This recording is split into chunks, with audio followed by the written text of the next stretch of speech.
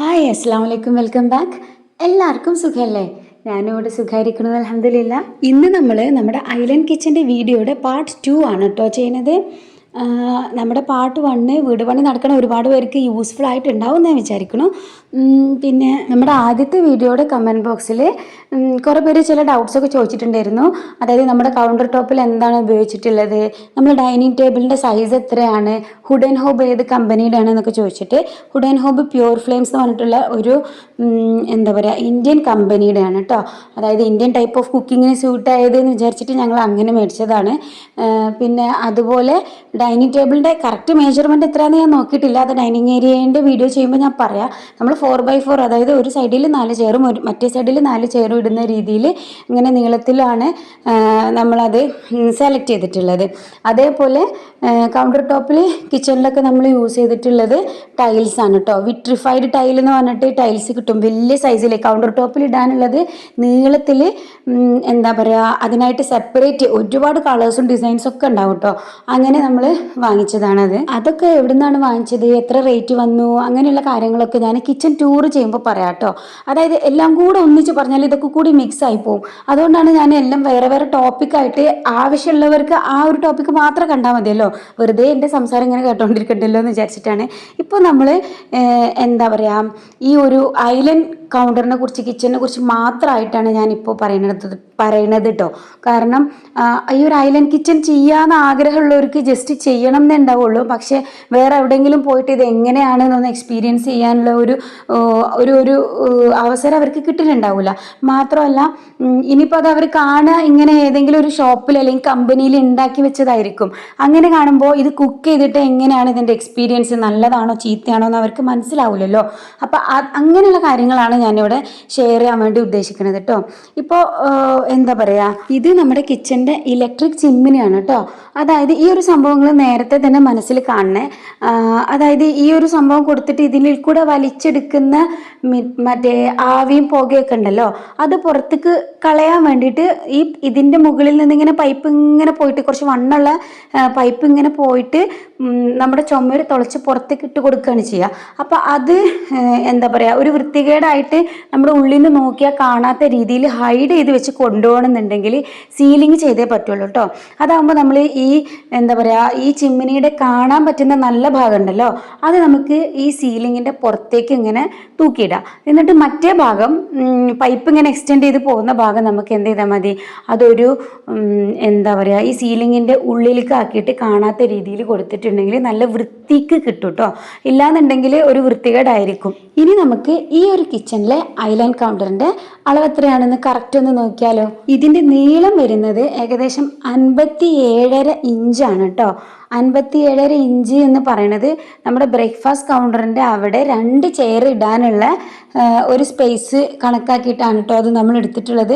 അതായത് രണ്ടാൾക്ക് സുഖമായിട്ട് തിക്കി തിരക്കാതെ കൈയൊക്കെ റിലാക്സ് ചെയ്ത് വെച്ചിട്ട് ഒരു പ്ലേറ്റ് വെച്ച് അവിടെ ഇരിക്കാൻ പറ്റിയ രീതിയിലുള്ള നീളമാണ് നമ്മൾ എന്ത് ചെയ്തത്, ഈ 57.5 ഇഞ്ച് എടുത്തിട്ടുള്ളത് കേട്ടോ.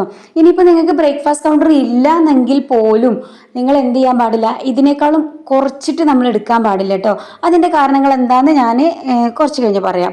അപ്പോൾ നീളം വരുന്നത് ഏകദേശം 57.5 ഇഞ്ചാണ്.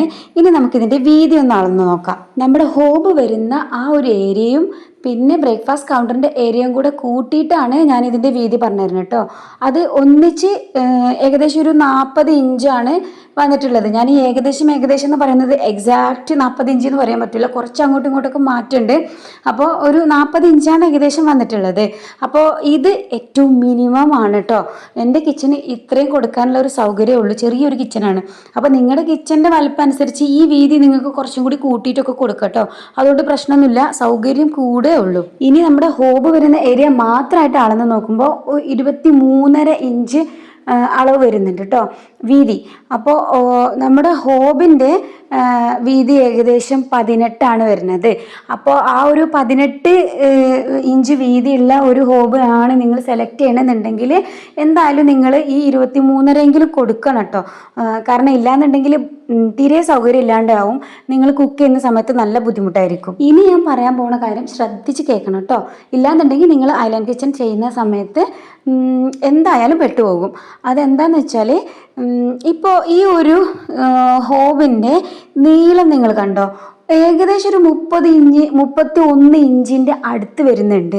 അപ്പോൾ ഈ ഒരു കൗണ്ടറിൻ്റെ മൊത്തത്തിലുള്ള നീളം ഞാൻ നിങ്ങൾക്ക് നേരത്തെ കാണിച്ചു തന്നതാണ്. 57.5 ഇഞ്ചാണല്ലോ വന്നത്. അപ്പോൾ ഈ 57.5 വരുന്ന കൗണ്ടറിൻ്റെ മുകളിലാണ് നമ്മൾ എന്ത് ചെയ്തിട്ടുള്ളത്, ഈ ഒരു 31 ഇഞ്ച് നീളം വരുന്ന ഒരു ഹോബ് കൊടുത്തിട്ടുള്ളത്. അപ്പോൾ അതിൻ്റെ രണ്ട് സൈഡിലും അത്യാവശ്യം കുറച്ച് സ്പേസ്, അതായത് അതിൻ്റെ ലെഫ്റ്റിലും റൈറ്റിലും അത്യാവശ്യം കുറച്ച് സ്പേസ് വിട്ടിട്ടുണ്ട് എന്നാണല്ലോ അതിൻ്റെ അർത്ഥം.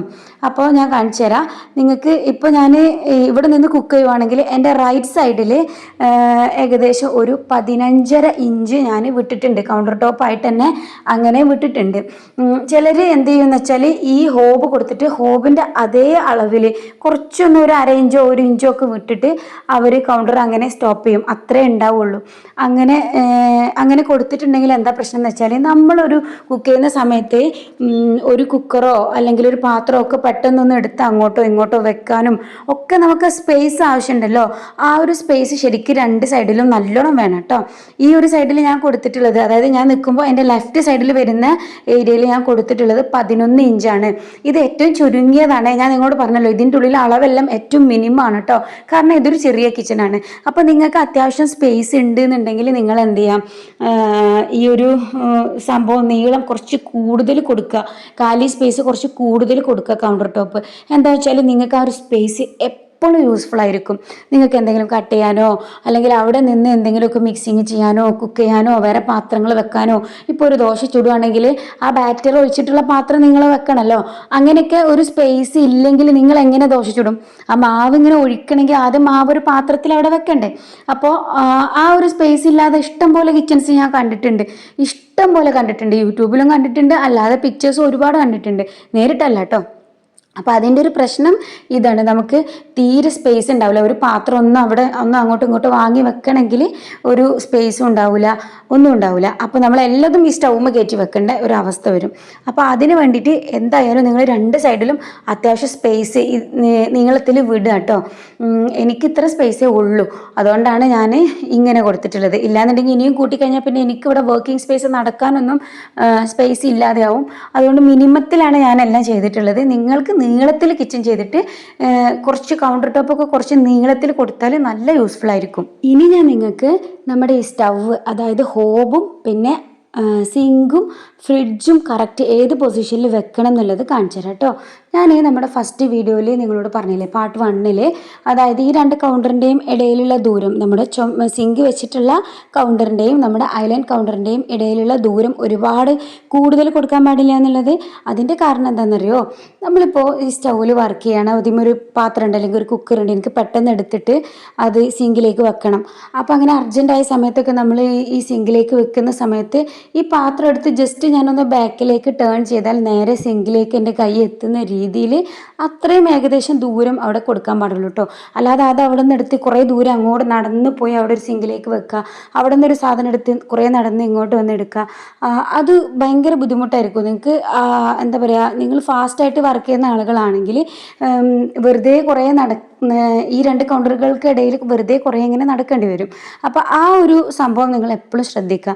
ഞാനിപ്പോൾ ഈ ഹോബിനെ ഫേസ് ചെയ്ത് കുക്ക് ചെയ്യുന്ന സമയത്ത് എൻ്റെ ബാക്കിലായിട്ടാണ് സിങ്ക് വരിക, അതുപോലെ എൻ്റെ റൈറ്റ് സൈഡിലായിട്ടാണ് ഫ്രിഡ്ജ് വരിക. അപ്പോൾ എന്താണെന്ന് വെച്ചാൽ നമുക്ക് ബാക്കിലേക്ക് ജസ്റ്റ് ഒന്ന് തിരിഞ്ഞു കഴിഞ്ഞാൽ വേഗം സിങ്കിലേക്ക് ആക്സസ് ഉണ്ട്.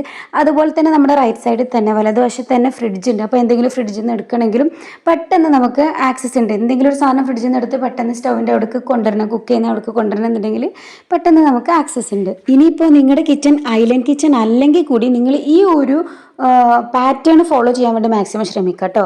അതായത് ഈ ഒരു ട്രയാങ്കിൾ പാറ്റേണിൽ നിങ്ങളുടെ ഹോബും ഫ്രിഡ്ജും സിങ്കും വരുന്ന രീതിയിൽ നിങ്ങൾ പ്ലേസ് ചെയ്യുകയാണെന്നുണ്ടെങ്കിൽ നിങ്ങൾ വർക്ക് ചെയ്യുന്ന ആ ഒരു സ്പേസ് ഉണ്ടല്ലോ, അത് വളരെ ചുരുങ്ങി കിട്ടും. കുറച്ച് ദൂരത്തിനകത്ത് നിങ്ങൾക്ക് ഈ 3 സംഭവങ്ങളും ആക്സസ് ചെയ്യാനും നിങ്ങളുടെ പണികൾ വേഗം വേഗം തീരാനും അത് ഹെൽപ്പ് ചെയ്യും കേട്ടോ. ഇപ്പോൾ എൻ്റെ കിച്ചൻ്റെ ഈ ഒരു വാള് കണ്ടില്ലേ, ഇവിടെയാണ് ഇപ്പോൾ ഞാൻ ഫ്രിഡ്ജ് വെച്ചതെന്ന് നിങ്ങൾ വിചാരിക്കുക. ഇപ്പോൾ ഇത് വലിയൊരു കിച്ചണാണ്, ഇവിടെ എനിക്ക് ഫ്രിഡ്ജ് വെക്കാനുള്ള പ്രൊവിഷൻ ഉണ്ടെങ്കിൽ ഞാൻ വർക്ക് ചെയ്യുന്നത് ഇവിടെ നിന്നിട്ടായിരിക്കും. ഫ്രിഡ്ജ് ഇവിടെയാണുള്ളത്. അപ്പോൾ ഞാനിങ്ങനെ ചുറ്റിക്കറങ്ങി വന്നിട്ട് വേണം ഫ്രിഡ്ജിൽ നിന്ന് എന്തെങ്കിലും ഒരു സാധനം എടുക്കണമെങ്കിൽ. അതുപോലെ തന്നെ സിങ്കും ആ ഒരു പ്ലേസിലാണ് വരുന്നതെന്നുണ്ടെങ്കിൽ നല്ല ബുദ്ധിമുട്ടായിരിക്കും. നമ്മളിപ്പോൾ എന്തെങ്കിലും ഒരു പാത്രം, ചൂടുള്ള പാത്രമൊക്കെ അങ്ങനെ കറങ്ങി തിരിഞ്ഞ് കൊണ്ടുപോകാന്ന് പറഞ്ഞാൽ ഭയങ്കര അപകടമുള്ള കാര്യമാണ്. അപ്പോൾ ആ ഒരു സംഭവം നിങ്ങൾ എപ്പോഴും ശ്രദ്ധിക്കുക കേട്ടോ. അപ്പോൾ അത് കഴിഞ്ഞല്ലോ. ഇനി ഞാൻ നിങ്ങൾക്ക് എൻ്റെ ഐലൻഡ് കൗണ്ടറിനോട് ചേർന്ന് വരുന്ന ബ്രേക്ക്ഫാസ്റ്റ് കൗണ്ടറിൻ്റെ വീതി കാണിച്ചു തരാം കേട്ടോ. ഒരു 16.5 ഇഞ്ചാണ് ഇതിൻ്റെ വീതി വരുന്നത്. നീളം ഞാൻ ഓൾറെഡി നിങ്ങൾക്ക് പറഞ്ഞു തന്നിട്ടുണ്ടല്ലോ. അപ്പോൾ ഈ ഒരു 16.5 ഇഞ്ച് എന്ന് പറയുമ്പം ഒരു പ്ലേറ്റ് കറക്റ്റ് നല്ല സുഖമായിട്ട് വെച്ച് കംഫർട്ടബിൾ ആയിട്ട് രണ്ട് പ്ലേറ്റുകൾ, 2 സീറ്റുകളല്ലേ അവിടെ ഉള്ളത്. അപ്പോൾ 2 പ്ലേറ്റുകൾ അടുത്തടുത്ത് വെച്ച് കൺജസ്റ്റഡ് ആയിട്ട് ഫീൽ ചെയ്യാത്ത രീതിയിൽ അതിൻ്റെ എന്തെങ്കിലും വേറെ പാത്രങ്ങളോ കുറച്ച് കറിയോ കൂട്ടാനോ ഒക്കെ ഇടാനുള്ള പാത്രങ്ങളും ഗ്ലാസ്സും ഒക്കെ വെക്കാനുള്ള ഒരു സ്പേസും കൂടി കണക്കാക്കിയിട്ട് അതിന് പറ്റിയ ഒരു മിനിമം സ്പേസാണ് കേട്ടോ ഇതും. മാക്സിമം നിങ്ങൾക്ക് കൂട്ടാം, ഇത് മിനിമം സ്പേസാണ്. ഇത്രയെങ്കിലും വേണം എന്തായാലും. ഇല്ലാന്നുണ്ടെങ്കിൽ അത് നമുക്കത്ര, അതായത് ഒരു ഷോ കിച്ചൺ മാതിരി ഇങ്ങനെ ഇടാനേ പറ്റുള്ളൂ, നമുക്ക് ശരിക്കും യൂസ് ചെയ്യാൻ പറ്റൂല കേട്ടോ. നമുക്ക് ഒന്ന് യൂസ്ഫുൾ ആവണം, അവിടെ ഇരുന്ന് കഴിക്കണം എന്നൊക്കെ ഉണ്ടെങ്കിൽ ശരിക്കും നമ്മൾ ഈ ഒരു സ്പേസ് വിടണം.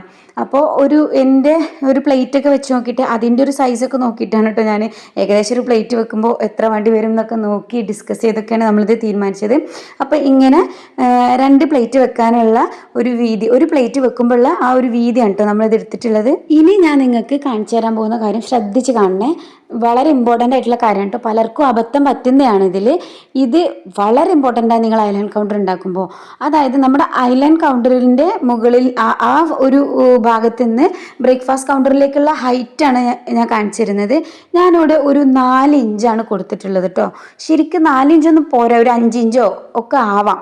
ഞാൻ മിനിമം ആണ് ഇവിടെ എല്ലാം എന്ന് പറഞ്ഞില്ലേ, അതുകൊണ്ട് 4 ഇഞ്ചാണ് ഇവിടെ കൊടുത്തിട്ടുള്ളത്.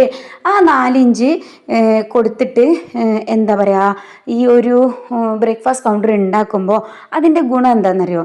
നമ്മൾ കുക്ക് ചെയ്യുന്ന സമയത്ത് എന്താ പറയുക, നമ്മളിപ്പോൾ എന്തെങ്കിലും ഫ്രൈ ഒക്കെ ചെയ്യുകയാണെങ്കിൽ, ഇപ്പോൾ മീൻ പൊരിക്കുക അല്ലെങ്കിൽ ദോശ ചുടുക അങ്ങനെയൊക്കെ ചെയ്യുന്ന സമയത്ത് ഈ ദോശ ഇങ്ങനെ ആ മാവ് ചട്ടിയിലേക്ക് ഒഴിക്കുമ്പോൾ ആ എന്ന് പറഞ്ഞ സൗണ്ട് വരുമ്പോൾ നിങ്ങൾ കണ്ടിട്ടില്ലേ, കുറച്ച് മാവ് ഇങ്ങനെ പൊട്ടിത്തെറിച്ച് അവിടെ ഇവിടെയൊക്കെ ഇങ്ങനെ ആവും. ഇപ്പോൾ ചുറ്റിനും ഇങ്ങനെ ചിന്തും. അല്ലെങ്കിൽ ഈ കടുക് വറക്കുമ്പോൾ ഈ മീനൊക്കെ പൊരിക്കുമ്പോൾ നമ്മൾ എത്ര സിമ്മിലിട്ടാലും അതിൻ്റെ എണ്ണ ഇങ്ങനെ തുള്ളി തുള്ളി അവിടെയൊക്കെ തെറിച്ചിട്ടുണ്ടാവും. അപ്പോൾ ഞാനിപ്പോൾ എൻ്റെ വർക്കേരിയയിൽ കുക്ക് ചെയ്യുന്ന സമയത്ത് ചുമരുമ്മേലേക്ക് തെറിച്ചത് ഞാൻ നിങ്ങൾക്ക് ഇങ്ങനെ കാണിച്ചു തരാം കേട്ടോ. ഇതിപ്പോൾ ഞാൻ ദോശ ചുടുമ്പോൾ തെറിച്ചിട്ടുള്ളതാണ്. നമ്മുടെ സ്റ്റൗവിന്മേൽ ഈ പാത്രത്തിന് ചുറ്റും നമ്മുടെ സ്റ്റൗവിന്മേൽ ഒന്നാകെ തെറിച്ചിട്ടുണ്ട്. അതുപോലെ തന്നെ എൻ്റെ കൗണ്ടർ ടോപ്പ് വൈറ്റായിട്ട് നിങ്ങൾക്ക് മനസ്സിലാവാത്തതാണ്, അതിന്മേൽക്കും തെറിച്ചിട്ടുണ്ട്. പിന്നെ ഇതിൻ്റെ ആ വോൾ ഉണ്ടല്ലോ, ടൈൽസ് ഇട്ടിട്ടുള്ള ആ ഭാഗം, അവിടേക്കും ആ ഗ്രേ കളർ വോളിന്മേൽക്കും തെറിച്ചിട്ടുണ്ട്. അവിടേക്ക് എന്തായാലും തെറിക്കും. അപ്പോൾ നമ്മൾ അതുകൊണ്ടാണ് ഞാൻ പറഞ്ഞത് ഐലൻഡ് കൗണ്ടർ ഉണ്ടാക്കുമ്പോൾ കുറച്ച് സ്പേസ് 2 സൈഡിലും കൊടുക്കണം. അതുപോലെ തന്നെ അതിൻ്റെ ഞാൻ ഇപ്പോൾ ബ്രേക്ക്ഫാസ്റ്റ് കൗണ്ടറിൻ്റെ അവിടെ ഒരു 4 ഇഞ്ച് കൂട്ടിയിട്ട് ഹൈറ്റ് കൊടുത്തല്ലോ. ഇനിയിപ്പോൾ നിങ്ങൾ അവിടെ ഒരു ബ്രേക്ക്ഫാസ്റ്റ് കൗണ്ടർ ഉണ്ടാക്കണില്ല എന്ന് കൂട്ടിക്കോ, ജസ്റ്റ് ആ ഒരു ഹോബിൻ്റെ പ്ലേസ് മാത്രമേ ഉള്ളെങ്കിലും ആ ഒരു ഭാഗം നിങ്ങളൊരു ഹൈറ്റ് കൂട്ടി ജസ്റ്റ് ഒരു സംഭവം, ഒരു ചെറിയൊരു ഇത് അവിടെ കൊടുക്കണം. ഒരു ഫ്ലവർ വേസ് കയറ്റി വെക്കാനോ അങ്ങനെ എന്തെങ്കിലും ഡെക്കറേഷന് നിങ്ങൾക്ക് യൂസ് ചെയ്യുകയും ചെയ്യാം. അതല്ലാതെ ആ ഒരു ഹൈറ്റ് നിങ്ങൾക്ക് കിട്ടിക്കഴിഞ്ഞാൽ, ഒരു 5 ഇഞ്ച് ഹൈറ്റൊക്കെ നിങ്ങൾക്ക് കിട്ടിക്കഴിഞ്ഞാൽ ഈ തെറിക്കൽ അതിന്മേൽക്കേ തെറിക്കുള്ളൂ. അപ്പോൾ എന്താ വെച്ചാൽ നിങ്ങൾക്കത് ക്ലീൻ ആക്കാൻ പറ്റും. മറ്റേത് നിങ്ങളുടെ ആ ഐലൻഡ് കൗണ്ടറിൻ്റെ ചുറ്റും എന്താവാ നിലത്തൊക്കെ തെറിച്ചിട്ടുണ്ടാവും, സൈഡിലും നിലത്തും ഒക്കെ തെറിച്ചിട്ടുണ്ടാവും. ഇനിയിപ്പോൾ ആ ഭാഗത്ത് ചുമരാണെങ്കിൽ അങ്ങോട്ടും തെറിച്ചിട്ടുണ്ടാവും. അപ്പോൾ നിങ്ങൾക്ക് ക്ലീനിങ് ഭയങ്കര പാടായിരിക്കും. ഇപ്പോൾ നിങ്ങൾ ഫിഷൊക്കെ പൊരിച്ച് കഴിയുമ്പോൾ അതിൻ്റെ എണ്ണയൊക്കെ മുഴുവൻ എന്ത് ചെയ്യും, നിലത്തൊക്കെ ഉണ്ടാവും. പിന്നെ നിങ്ങൾ അതൊക്കെ തുടച്ച് വൃത്തിയാക്കി ക്ലീൻ ആക്കുക എന്ന് പറഞ്ഞാൽ നല്ല ബുദ്ധിമുട്ടായിരിക്കും.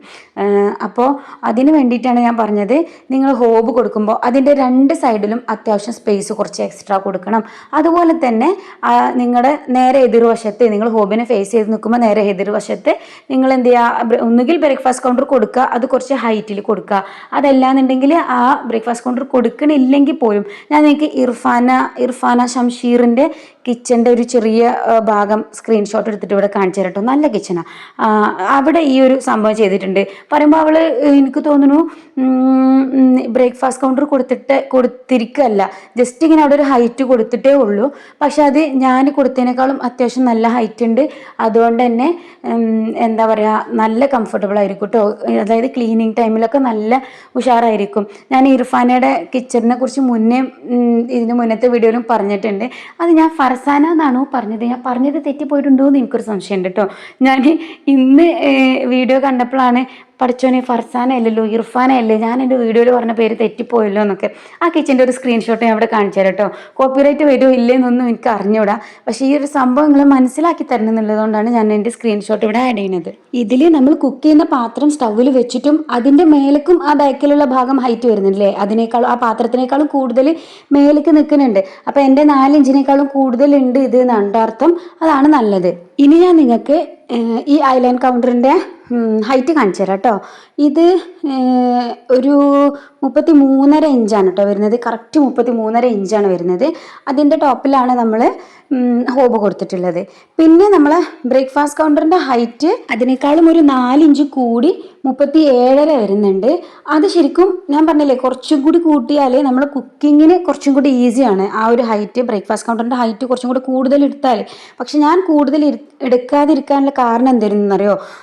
എനിക്ക് മറ്റേ ബാർ ചെയർ ഉണ്ടല്ലോ, നല്ല ഹൈറ്റിലുള്ള ചെയർ, അങ്ങനത്തെ ചെയർ ഇടാൻ ഇഷ്ടമല്ലായിരുന്നു.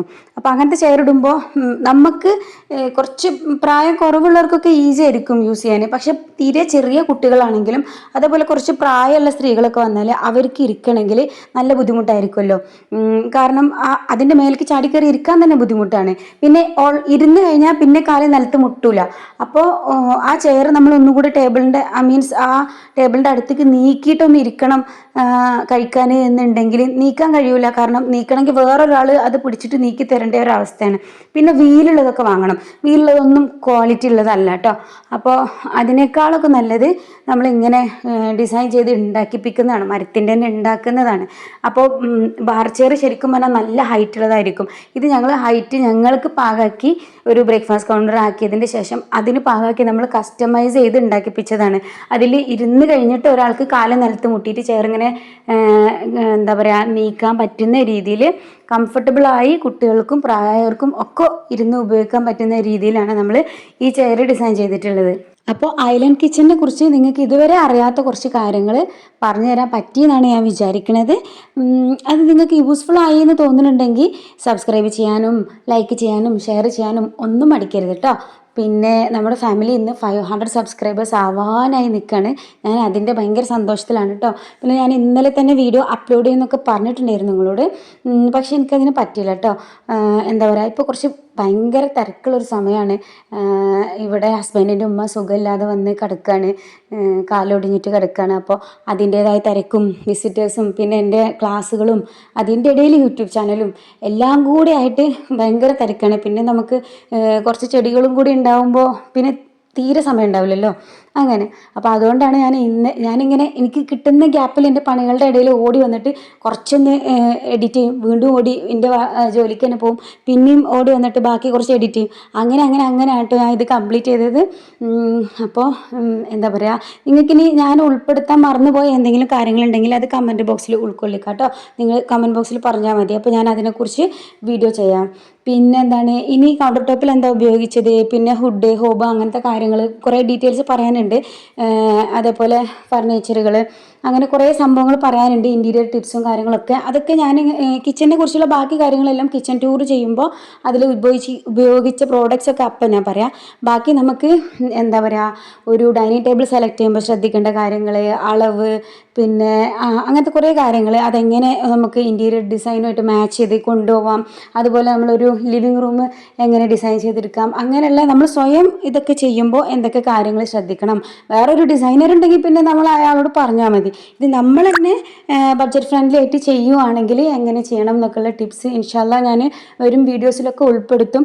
അപ്പോൾ വീട് പണി നടക്കുന്നവരുണ്ടെങ്കിലും വീട് പണി ഇനി ചെയ്യണം എന്നൊക്കെ ആഗ്രഹിക്കുന്നവരൊക്കെ ഉണ്ടെങ്കിൽ നിങ്ങൾക്കൊക്കെ നല്ല യൂസ്ഫുൾ ആവുമെന്നാണ് ഞാൻ വിചാരിക്കുന്നത്.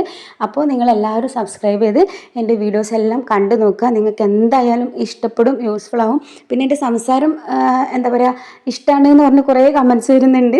അത് കേൾക്കുമ്പോൾ ഇവരൊക്കെ ഇവിടെ നിന്ന് ചിരിക്കും കേട്ടോ. എൻ്റെ മക്കളും ഹസ്ബൻഡൊക്കെ ഇങ്ങനെ ചിരിക്കും, പിന്നെ ഭയങ്കര നല്ല സംസാരമല്ലേ എന്നൊക്കെ പറഞ്ഞിട്ട്. പക്ഷേ എന്താ പറയുക, എനിക്ക് ഭയങ്കര സന്തോഷം. ആ കമൻറ്റൊക്കെ വായിക്കുമ്പോൾ എന്തോ ഒരു അവാർഡൊക്കെ കിട്ടിയ പോലത്തെ ഫീലാണ്. അപ്പം എന്താ പറയുക, നിങ്ങളുടെ എല്ലാവരുടെയും സ്നേഹത്തിന് ഒരുപാട് നന്ദി. അപ്പോൾ നമുക്ക് അടുത്തൊരു വീഡിയോയിൽ നിങ്ങൾക്ക് യൂസ്ഫുൾ ആയ മറ്റൊരു അടിപൊളി ടോപ്പിക്കായിട്ട് കാണാം. താങ്ക്